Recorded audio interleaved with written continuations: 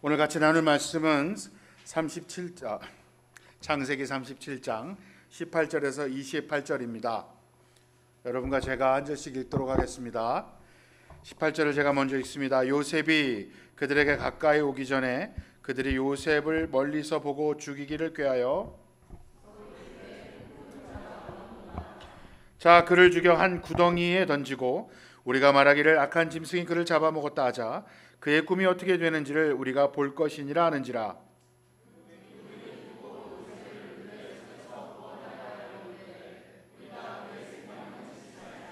르우벤이 또 그들에게 이르되 피를 흘리지 말라, 그를 광야 그 구덩이에 던지고 손을 그에게 대지 말라 하니, 이는 그가 요셉을 그들의 손에서 구출하여 그의 아버지께로 돌려보내려 함이었더라.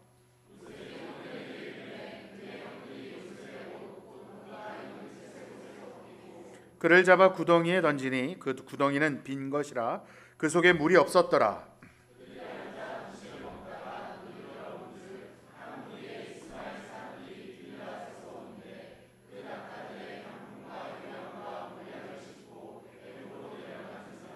유다가 자기 형제에게 이르되 우리가 우리 동생을 죽이고 그의 피를 덮어둔들 무엇이 유익할까?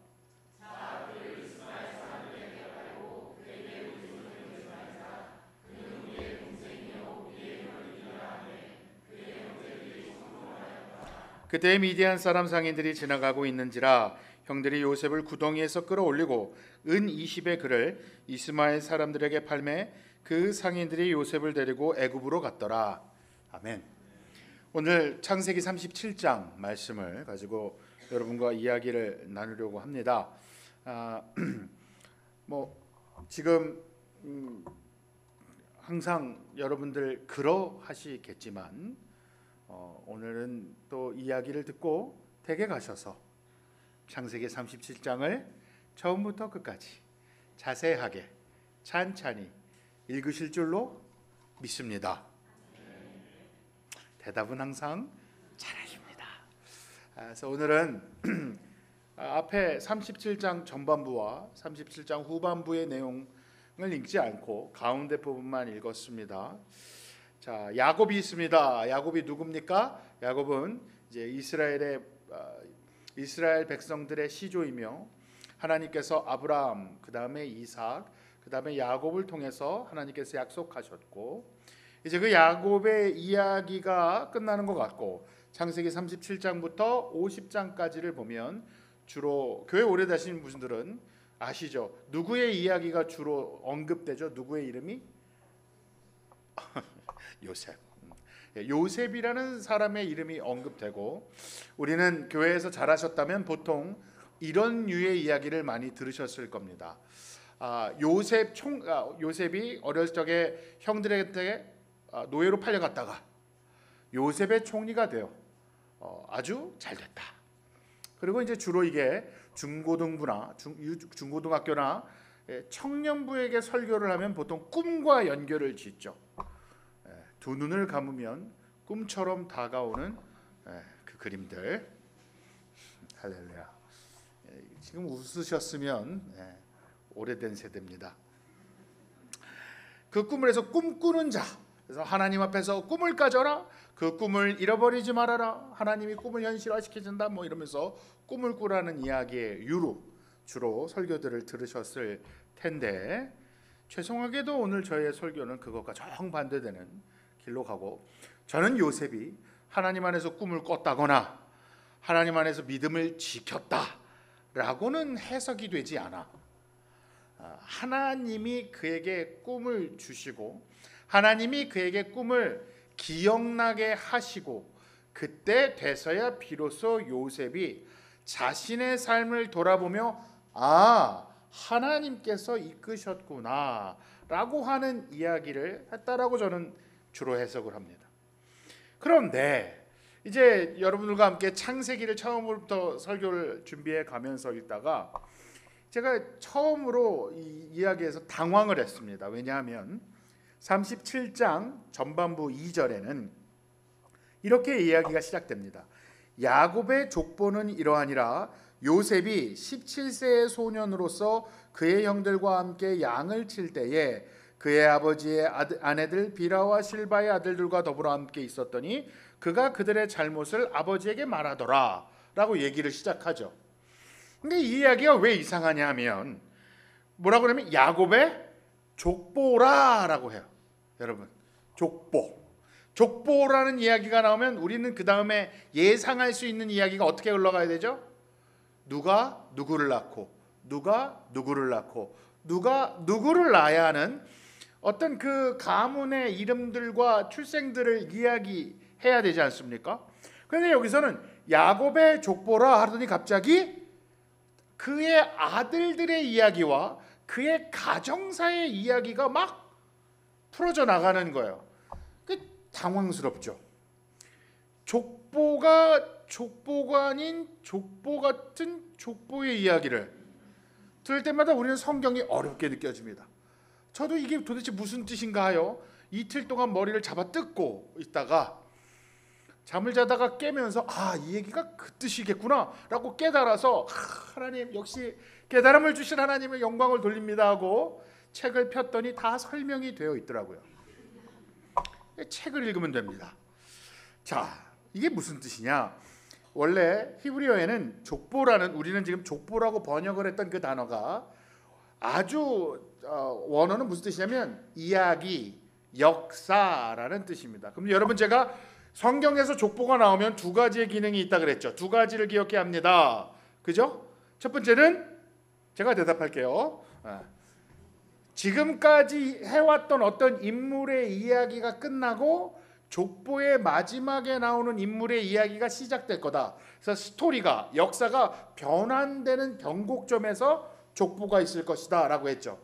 그리고 또 하나, 두 번째는 족보가 갖고 있는 것은 이것이 역사적 사실이다, 역사적 사실을 축약해서 적어놓은 것이다 라는 두 가지의 용법이 있다고 말씀을 드렸어요. 그래서 성경을 읽으시다가 족보가 나오면 스토리가 마무리가 되고 다른 스토리가 시작되는구나, 그리고 지금까지 있는 스토리에는 역사적이며 하나님이 주장하고 계시는구나를 기억하면서 읽어야 된다고 했죠. 자, 그런데 오늘 야곱의 족보다라고 이야기를 해요.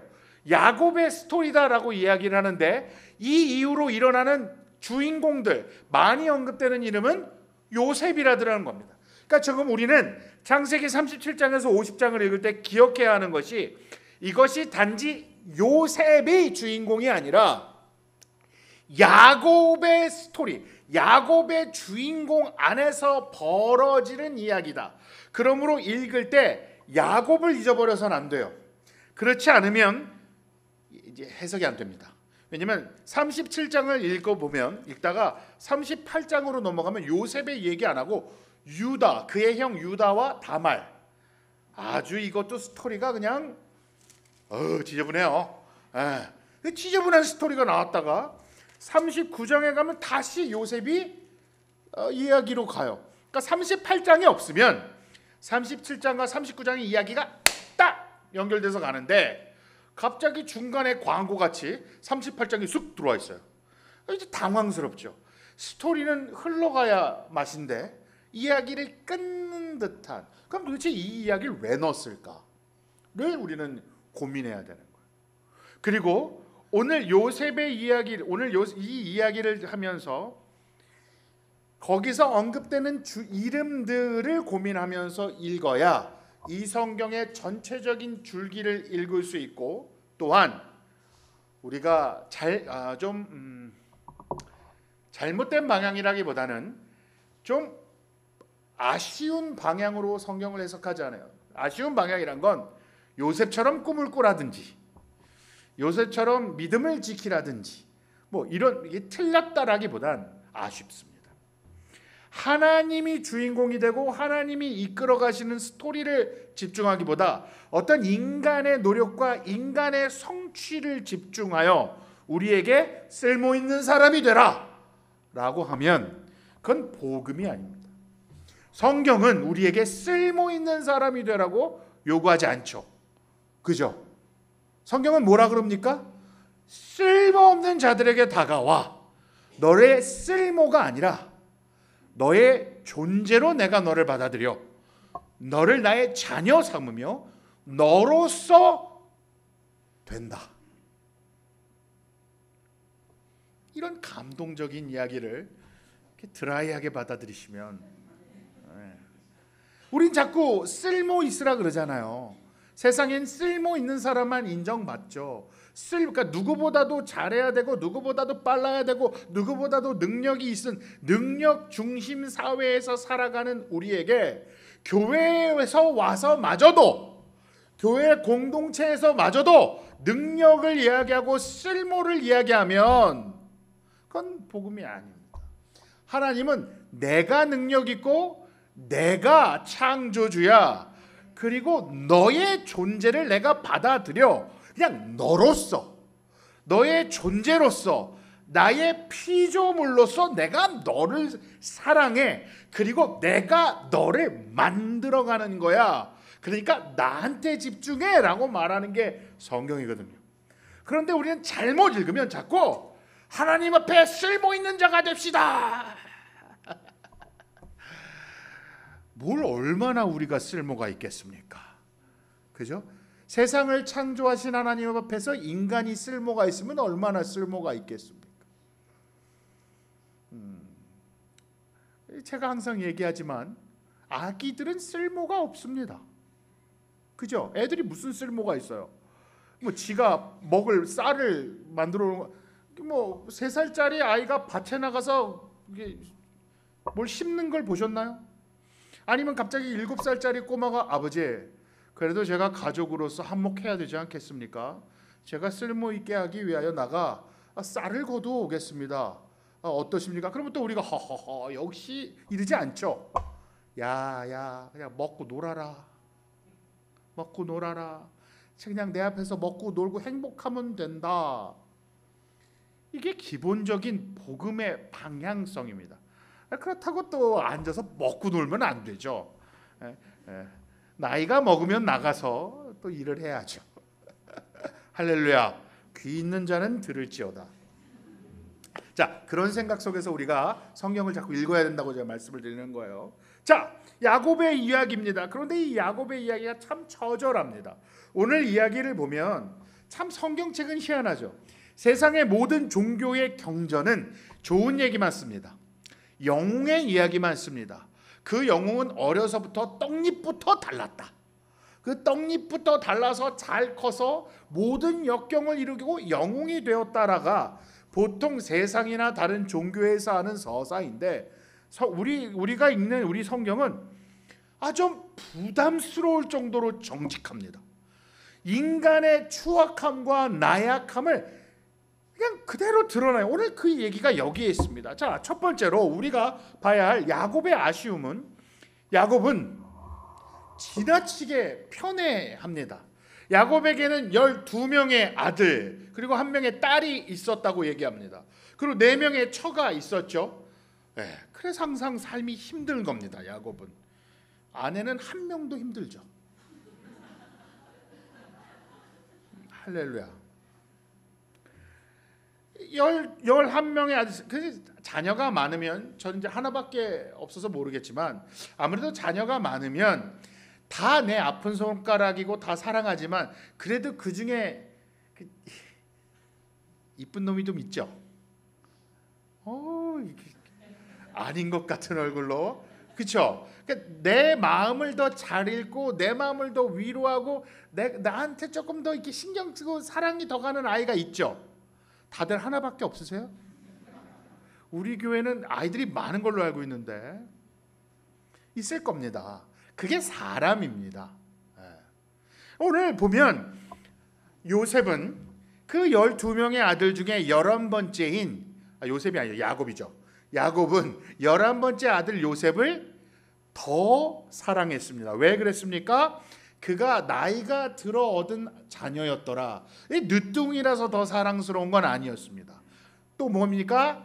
그 야곱이 평생 사랑했던 그 여인, 한 여인, 내 순정 다 바쳐 사랑했던 그 여인 라헬의 아들입니다. 그러니까 다른 부인들은 사실 사랑 별로 안 했어요. 사랑으로 연결된 아내들이 아니고 그 아내들에게 낳은 자녀가 아니에요.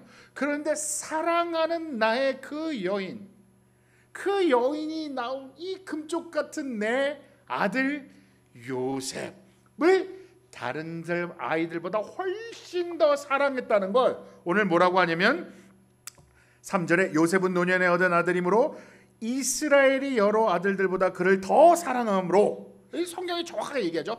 더 사랑함으로 그를 위하여 채색 옷을 지었더니, 채색 옷을 지었대요. 그러니까 채색 옷을 지었다 그러니까 또 우리는 어떠냐면 그 옷에 색깔이 들어간 화려한 옷이겠구나. 그러니까 우리말로 하면 요즘 뭐예요? 구찌예요? 명품 브랜드를 사준 거예요? 그러니까 옛날에 저 어렸을 때는 그게 색동저고리 같은 옷이었어, 뭐 이렇게 설명을 들었거든요.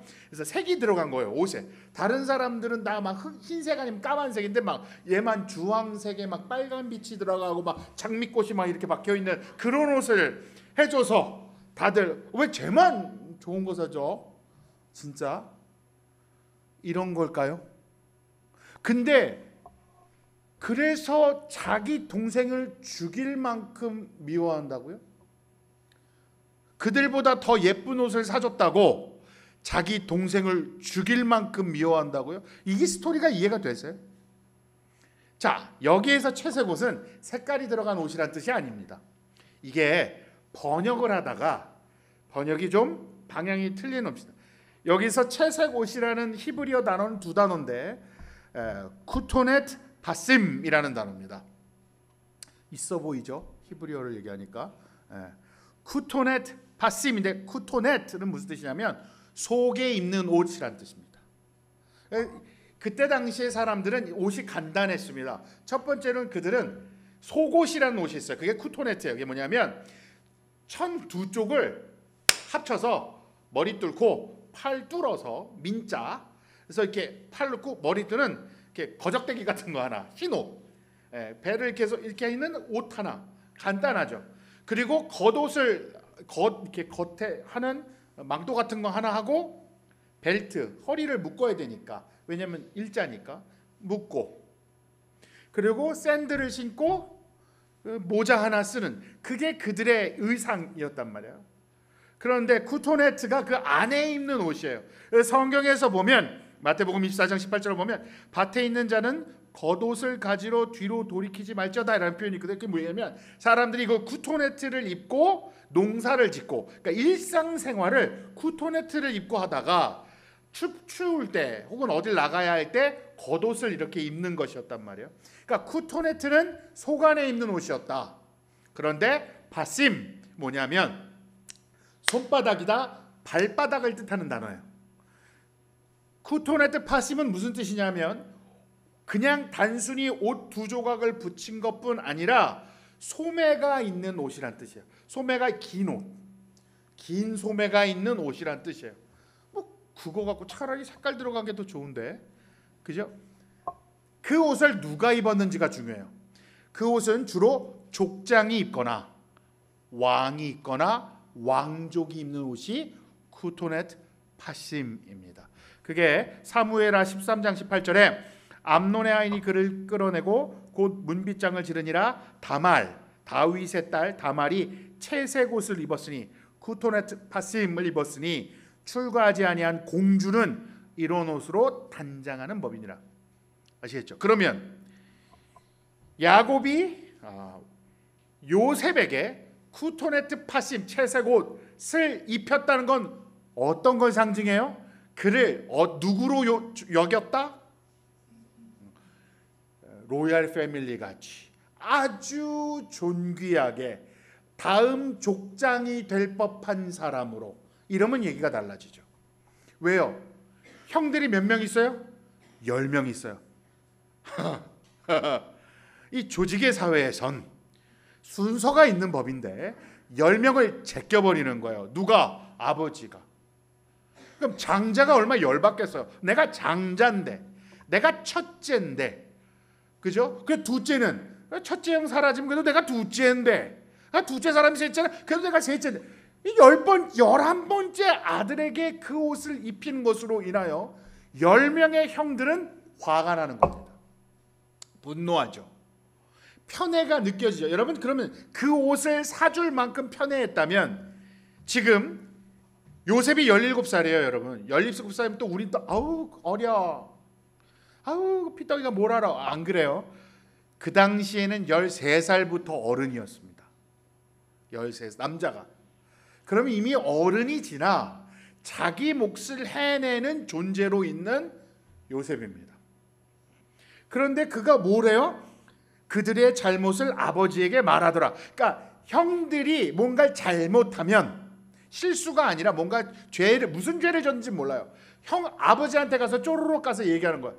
아버님, 오늘 첫째 형이 밥을 먹다가 돈을 안 내고 튀었습니다. 아버님, 오늘 셋째 형이 저기 어떤 여자랑 자꾸 이상한 짓을 했습니다. 그러니까 아버지에게 다 얘기하는 거야. 그러니까 형들은 어떤 느낌이에요? 아버지는 다 알아. 왜 다 알아? 끈아풀이 있어. 아, 저놈 저거 아주 그냥 쉽게 말하면 재수없어 죽겠는 거죠. 근데 이런 상황이 벌어지면 무슨 상황이 벌어지죠? 그럼 요셉은 누구 편이 돼요? 아버지 편이 되죠. 아버지 편이 되면 그럼 그는 형제들과 관계가 어떻게 되는 겁니까? 갈라질 수밖에 없죠. 그러니까 요셉의 편애로, 야곱의 편애로 인하여 가정이 쪼개지고 있는 모습을 우리는 볼 수 있습니다. 그리고 야곱의 가정은 굉장히 어그러져 있는 가정입니다.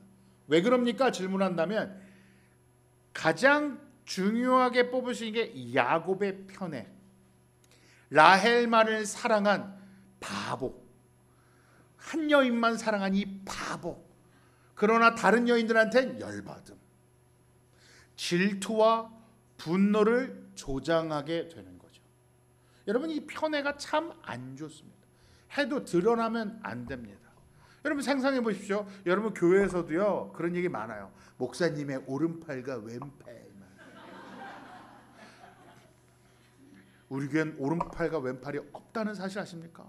제가 팔이 좀 두껍습니다. 홍승호 성도? 네, 살찐 걸 얘기할 때는 항상 전 홍승호 성도를 붙들 수밖에 없죠. 상처 안 받을 거거든요. 오른팔과 왼팔. 그리고 제가 막 맨날 가서 여러분들 앞에서 누군가를 계속 얘기해 주는 거예요. 일부는 제가 김예수 장로님을 뽑았어요. 이름도 좋잖아요. 예수님을 닮아가는 교회, 예담교회. 저 김예수 장로님 말고 저쪽 계신 예수님인데 제가 맨날 여러분들한테 여러분 김예수님 장로님이 이랬어요. 김예수님 장로님이 이랬어요. 우리 김예수님 좋아요. 그럼 여러분들하고 인사할 때는 아유 오셨어요 하다 김예수 장로님 예수님 할렐루야 이러고 받으면 여러분들은 김예수 장로님을 어떻게 생각할까요? 이것도 좋게 거짓말하지 마세요. 뭐 이름만 예수인데 뭐가 좋다고 나도 이 기회에 이름을 하나님으로 바꿔볼까 보다. 이렇게 얘기하죠. 교회는 이렇게 가요. 이게 편애는 좋지 않습니다. 근데 그 편애를 막 하면서 그 편애 속에서 문제가 어떻게 생기냐면 요셉은 잘 성장하긴 어렵죠.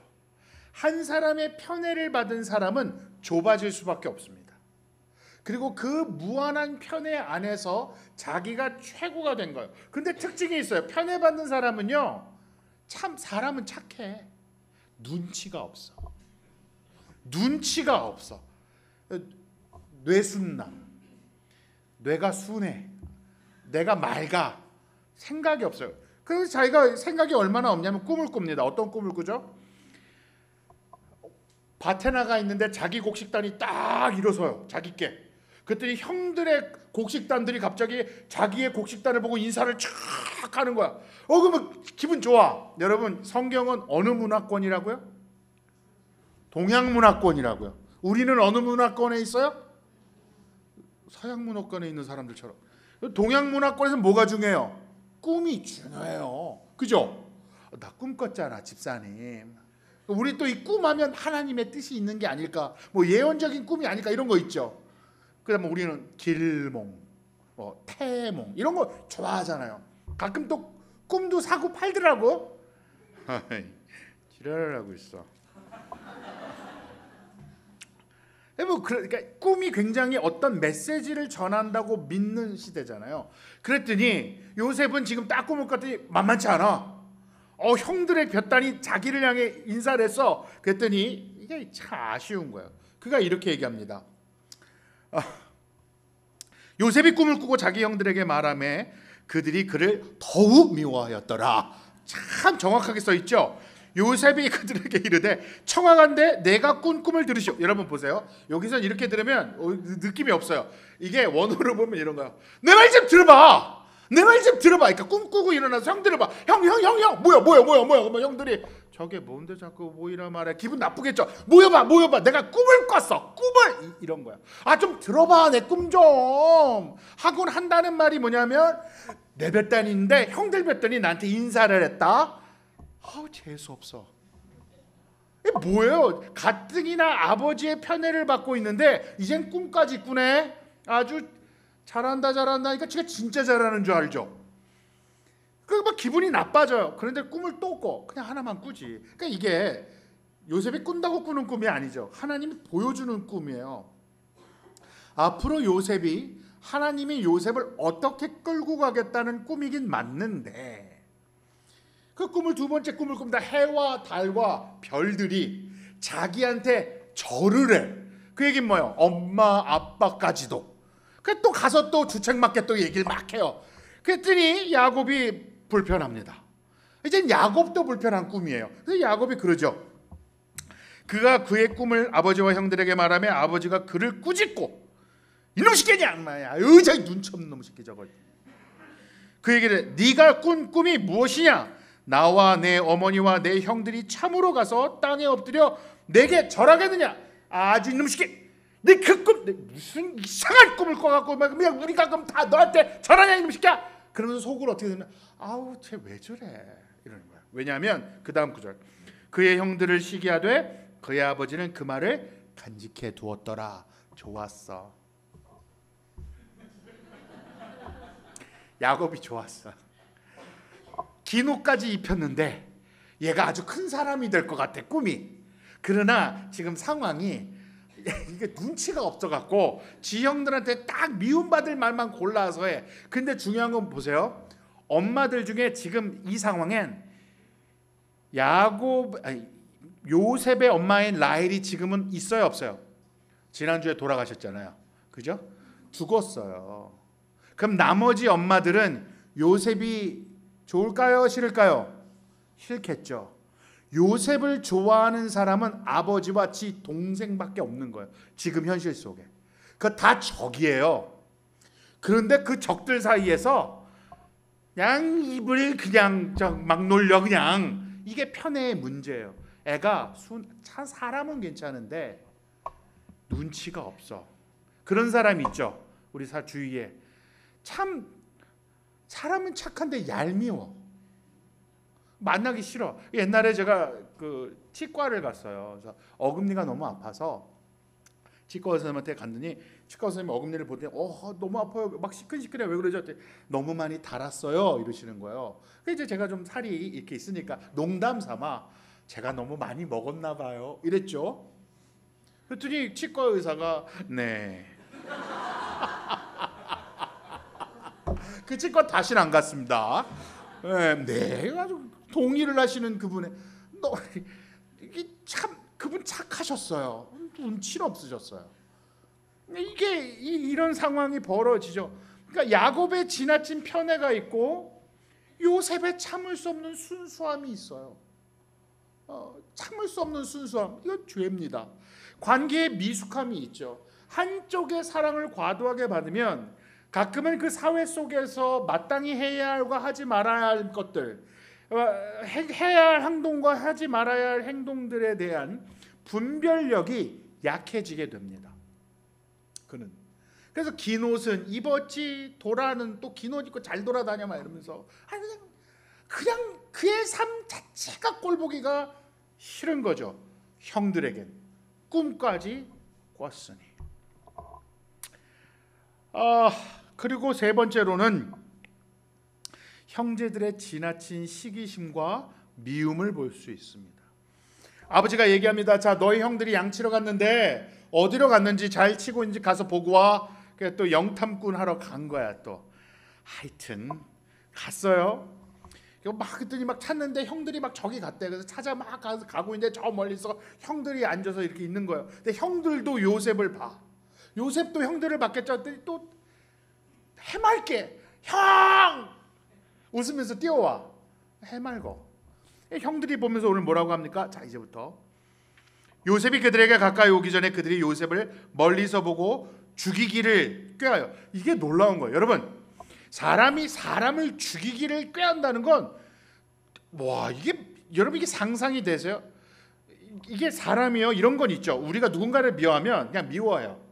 처음에 그냥 이 정도죠. 아우 재수 없어. 아우 쟤는 왜 이렇게 재수 없어. 아우 꼴보기 싫어. 아우 꼴보기 싫어. 아우 저거는 주는 것도 없는데 꼴보기 싫어. 아우 하다가 상처를 계속 받으면 어떻게 해요? 막 질투가 나면 어떻게 해요? 여러분 질투 나 맞죠? 질투 안 난 사람 같이 어떻게? 질투하면 그냥 싫어요. 그리고 그가 말하는 것도 싫어요. 그냥 말하면 입에서 냄새 나는 것 같고 정수리에서 똥꾸린내 나는 것 같아요. 그냥 싫어. 그냥 존재를 보기 싫고 얼굴도 보기 싫고 미워. 이렇게 미움이 계속 싹이 트잖아요. 그럼 우리는 이렇게 해야겠죠. 아우 가다 똥이라도 밟아라. 그리고 은근히 아우 죽어버렸으면 좋겠네. 그러니까 죽이겠다는 얘기는 아니지만 마음에 그만큼 미워서 그가 내 눈앞에 사라졌으면 좋겠다를 죽어버렸으면 좋겠다라는 표현을 써요. 그러나 우리가 돌아다니면서 죽이진 않죠. 우리는 고급스럽잖아요. 그러면 보세요. 형들은 도대체 요셉을 얼마 동안 얼마나 미워했으면 그가 오는 걸 보자마자 죽이기를 꾀했는가. 여러분, 우리의 마음에 성경은 항상 뭐라고 합니까? 원수를 사랑하라. 원수에게 물을 내어주라는 이야기는 우리를 향한 얘기입니다.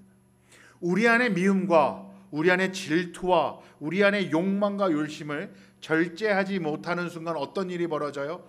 파괴적인 성향으로 나가죠. 그래서 누군가의 삶을 파괴하려고 든다고요. 우리는 오늘 지금 형제들이 모여 파괴하기로 결심을 합니다. 그러면서 뭐라 그러는 줄 아세요? 정말 나빠요. 자, 꿈꾸는 자가 오는도다.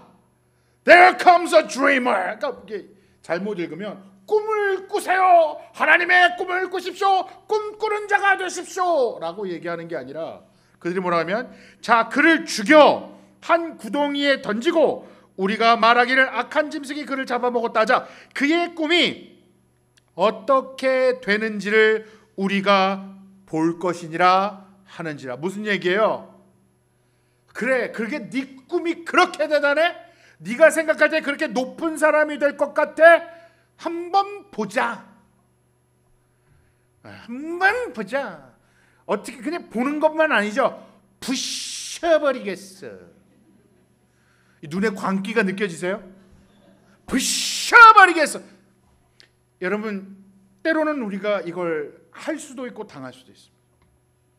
뭐 크게 뭐 한 걸 없는 것 같은데 자꾸 나를 방해하는 일들이 벌어질 때가 있습니다. 어떤 힘 있는 존재가 자꾸 나를 방해하는 것 같을 때가 있습니다. 난 뭐 한 거 없는데 그냥 내 존재가 싫어하는 일들이 있죠. 그들은 시기와 질투에 먹혀서 자기 동생을 죽이는데 그 꿈을 부시고 싶은 거예요. 근데 사실은 이 꿈은 누구의 꿈이에요? 하나님의 꿈이죠. 그러니까 지금 이들은 지네들이 무슨 자기들의 질투로 하나님의 꿈을 부셔버리겠다고 이야기하는지조차 모르는 거예요. 이건 불쌍한 거예요.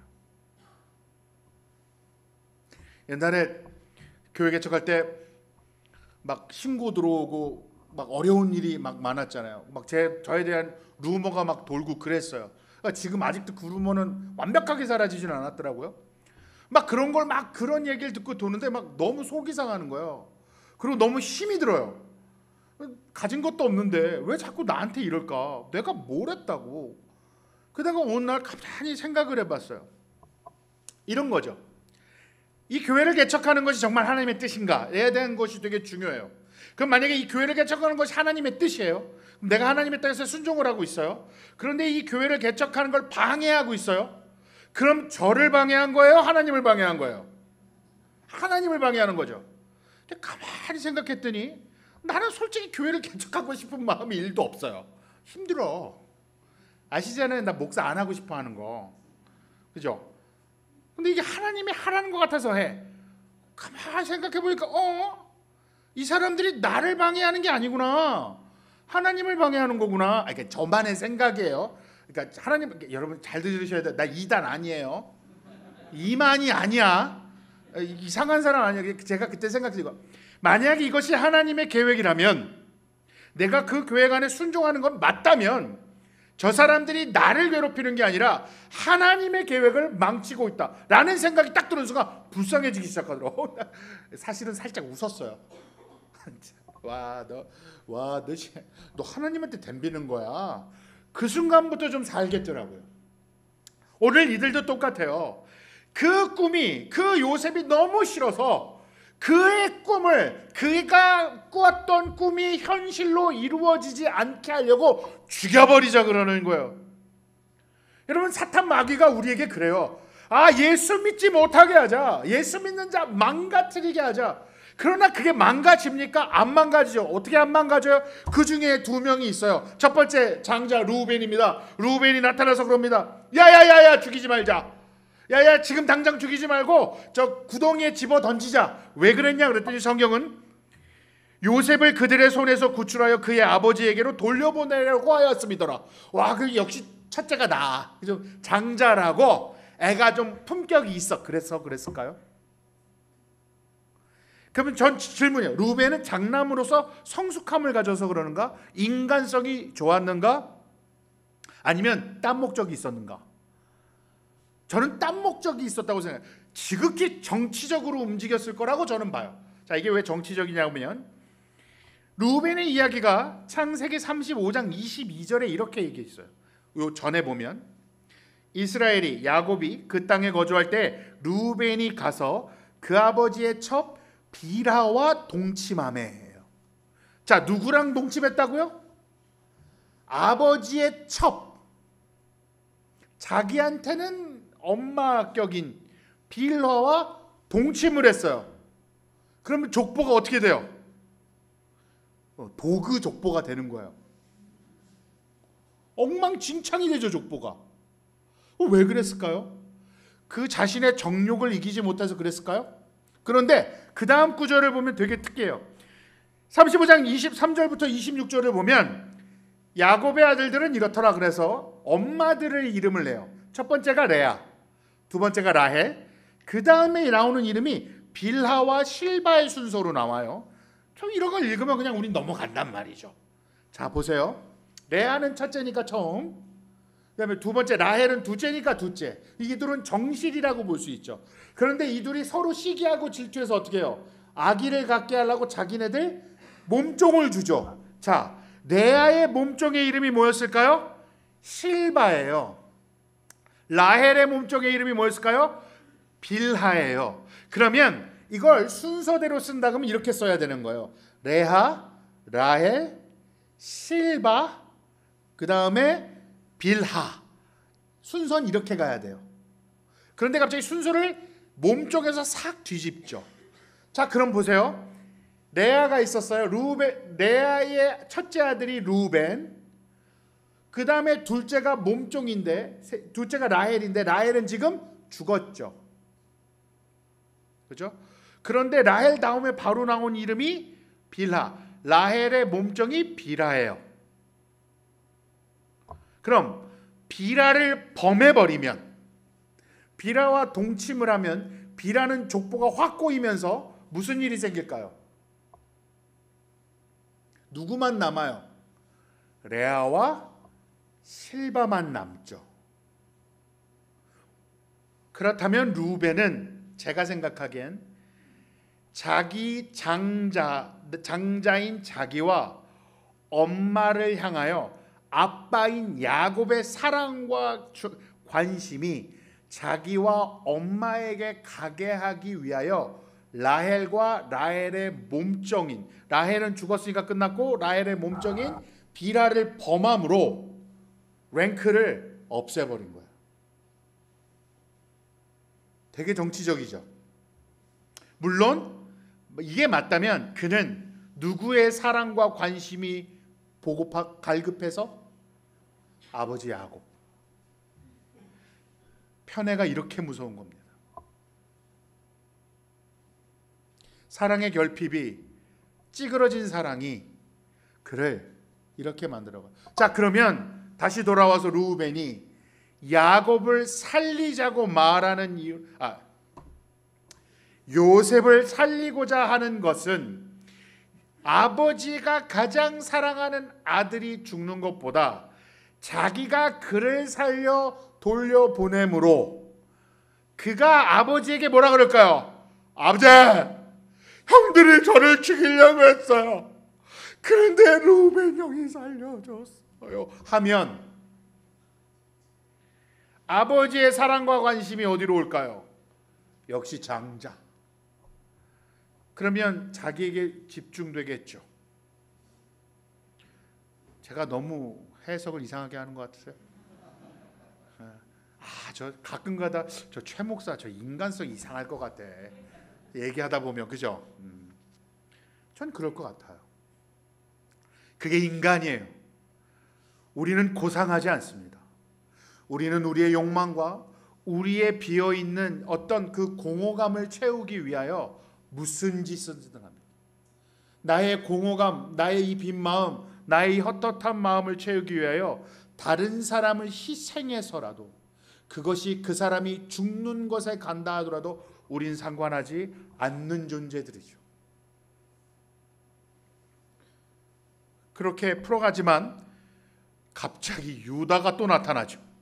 유다가 가만히 있다가 보니까 저기서 사람들이 보부상들이 지나가요. 그러면 유다가 갑자기 이렇게 얘기합니다.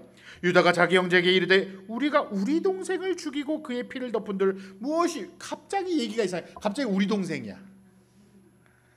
아까까지만 해도 꿈꾸는 자였거든요. 우리 동생을 죽인다고 무슨 이익이 있겠니? 유다는 손익계산이 빨랐구나. 비즈니스맨적인 성향이 있었구나 라고 생각할까요? 그러면서 뭐라고 합니까? 이스마엘 사람들에게 팔고 우리의 동생이요 우리의 혈육이니라. 그러니 죽이지 말자, 팔아버리자, 그리고 그 돈을 받자, 이렇게 가는 거예요. 이러면 하여튼 그냥 막장 코리안 한국 아침 드라마 막장은 비교가 안 되는 막장이죠. 그런데 중요한 건 이겁니다, 여러분. 그래서 38장에 유다의 이야기가 나오고요.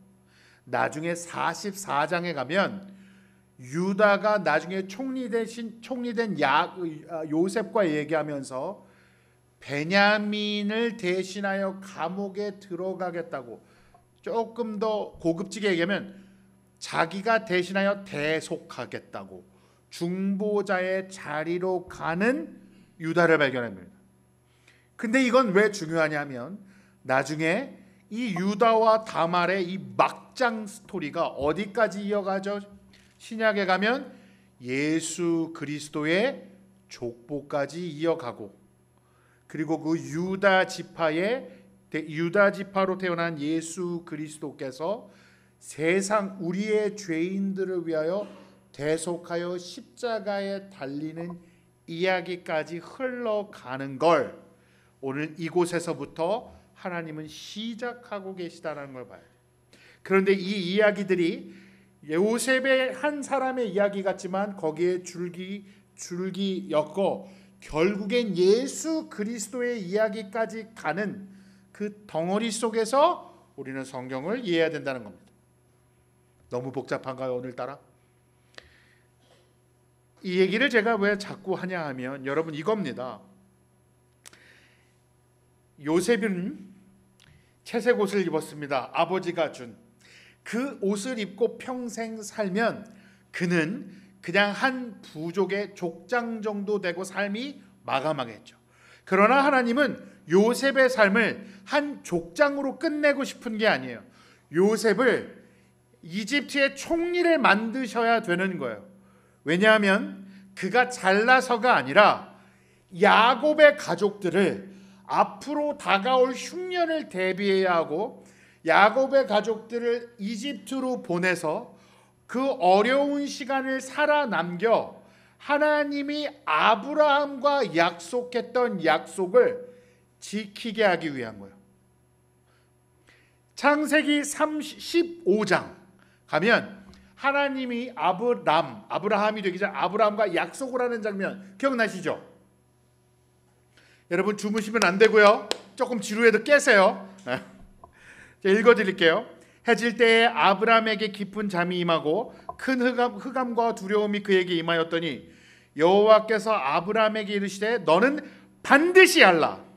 내 자손이 이방에서 객이 되어 그들을 섬기겠고 그들은 400년 동안 내 자손을 괴롭히리니 그들이 섬기는 나라를 내가 징벌할지며 그 후에 내 자손이 큰 재물을 이끌고 나오리라 라고 앞으로 이집트에서 400년간의 노예 생활을 할 이스라엘 백성들을 이미 창세기 15장에 하나님은 아브라함에게 예언하셨고 그리고 그의 후손들을 통하여 하나님이 나라를 만드시고 왕을 배출하겠다는 그 약속이 이어지고 있다는 것이 그것이 누구를 사용해야 되냐면 요셉이 필요한 거예요. 요셉이 총리가 되어 그 야곱의 집이 요셉을 따라 이집트에 와서 살아야 하는 그 큰 그림 속에 요셉이 총리가 돼야 된다고요. 이해가 되세요? 요셉이 잘나서 꿈을 꿔서 믿음이 좋아서 대단한 자로 만드는 게 아니라 하나님의 큰 역사 속에서 하나님의 약속과 예언이 성취되게 하기 위하여 요셉을 사용하시는 하나님이라는 거예요. 그 안에 단지 요셉뿐만 아니라 그의 형제들, 이 막장으로 가는 형제들을 막장이라고 욕하고 때리고 정죄하시기보다는 그들의 실수와 실패와 분노와 질투와 이기심과 그 폭력적인 성향마저도 사용하여 하나님이 하나님의 일을 이루고 계시다라는 것이에요. 그래서 요셉은 그 채색 옷이 벗겨져야 합니다. 누구에 의하여 벗겨집니까? 형들의 속임수에 의해서 채색 옷이 벗겨지죠. 그런데 요셉은 보면 여러분 요셉의 스토리 제가 별명을 줬어요. 요셉을 꿈꾸는 자가 아니에요. 옷 벗는 자예요. 왜냐하면 그가 보디발 장군에게 팔려가죠. 오늘 마지막에 뭐라 그러냐면 그 미디안 사람들은 그를 애굽에서 바로의 신하 친위대장 보디발에게 팔았더라. 그가 보디발 장군의 집에 팔려서 거기서 또 최고 노예 중에는 최고가 돼요. 집사가 돼요. 그런데 보디발 장군의 아내가 요셉이 멋져. 애가 상큼해. 그래갖고 그냥 눈썹 진하게 바르고 막 눈 이렇게 뜨면서 요셉 이래. 나랑 동침하자. 요셉이 안 됩니다. 그즈마 하다가 또 옷을 홀라당 벗죠. 봐요. 요셉 또 벗기잖아요. 이번엔 나름 요셉은 노예 중에 최고였습니다. 보디발 장군 집에서 나름 두 번째였습니다. 근데 그 옷이 또 속임수로 벗겨지죠. 그래서 어디로 갑니까? 감옥으로 갑니다. 그럼 감옥에 가서 옷을 입었는지 안 입었는지 모르겠지만 다시 또 무슨 일이 벌어져요? 감옥에서도 또 최고가 돼요. 그런데 감옥에서 다시 감옥의 죄수의 옷을 벗고 애굽 이집트 왕 앞에서 총리 대신의 옷을 입습니다. 그리고 그 이후로 형제들을 만나 하나님이 13년 전에 보여줬던 그 꿈을 요셉에게 기억나게 하시고 요셉으로 하여금 형제들에게 복수하지 않게 하십니다. 그러니까 요셉이 잘나서가 아니라 요셉이 이 모든 상황이 하나님 안의 뜻 아래 있으므로 나를 모략하고 속였던 모든 나의 인생의 상황과 아픔과 어려움마저도 하나님의 뜻을 이루심으로 끌고 가고 있다는 것을 깨달아 형들을 원수로 생각할 수 없는 고백을 하게 만드는 거죠. 우리의 삶도 그렇습니다. 여러분 살다 보면 억울한 일이 너무 많죠. 내가 했지 않았던 일들에 대하여 했다고 이야기하고 그것으로 인하여 피해보는 사건들이 분명히 있습니다. 나는 하나님을 사랑해서 손해보는 일들이 분명히 있습니다. 하나님의 뜻을 따르겠다고, 나는 하나님의 말씀 속에서 내 마음을 지키겠다고 정직과 공의로 살아보려고 몸부림치는데 오히려 그것을 비웃는 세상을 만날 때가 있습니다. 때로는 교회에서 있을 수도 있습니다. 그게 목사일 수 있습니다. 여러분, 목사는 천사가 아니에요. 누가 봐도 그렇죠? 여러분 교회에서 두 가지의 허들을 뛰어넘으셔야 돼요. 첫 번째로는 나랑 친한 집사의 허들을 뛰어넘어야 돼요. 나를 힘들게 하는 건 나랑 친한 집사가 나한테 마음에 상처 주는 거예요. 넘어서야 합니다. 두 번째 장벽이 있어요. 그건 목사예요. 목사가 설교를 하는 중에 혹은 농담을 하는 중에 상처 주는 날이 올 수 있어요. 뛰어넘으세요. 어떻게 생각하셔야 돼요? 최 목사가 그렇지 뭐. 고급지진 않잖아요, 제가. 그 모든 상황 속에 그 모든 것을 이용하여 하나님은 나를, 내 인생을 하나님의 뜻 안에서 만들어가고 계심을 기억하실 수 있기를 축복합니다. 그래서 성경은 옷에 대해서 굉장히 많은 얘기합니다. 에베소서 4장 22절에서 24절, 너희는 유혹의 욕심을 따라 썩어져가는 구습을 따르는 옛사람을 벗어버리고 오직 너희의 심령이 새롭게 되어 하나님을 따라 의와 진리의 거룩함으로 지으심을 받은 새 사람을 입으라. 로마서 오직 주 예수 그리스도로 옷 입고 정욕을 위하여 육신의 일을 도모하지 말라. 골로새서에서는 그러므로 너희는 하나님이 택하사 거룩하고 사랑받는 자처럼 긍휼과 자비와 겸손과 온유와 오래 참음을 옷 입고, 이사야서 61장 3절은 무릇 시온에서 슬퍼하는 자에게 화관을 주어 그 죄를 대신하여 기쁨의 기름으로 그 슬픔을 대신하여 찬송의 옷으로 그 근심을 대신하고, 요한계시록 마지막 그에게 빛나고 깨끗한 세마포 옷을 입도록 허락하셨으니 이 세마포 옷은 성도들의 옳은 행실이로다. 성경은 뭘 얘기하고 있습니까? 하나님이 준비해 놓은 그 깨끗한 옷들이 있다. 그 옷이 너를 입게 할 것이다. 그것이 구약에선 요셉에겐 총리의 옷이죠.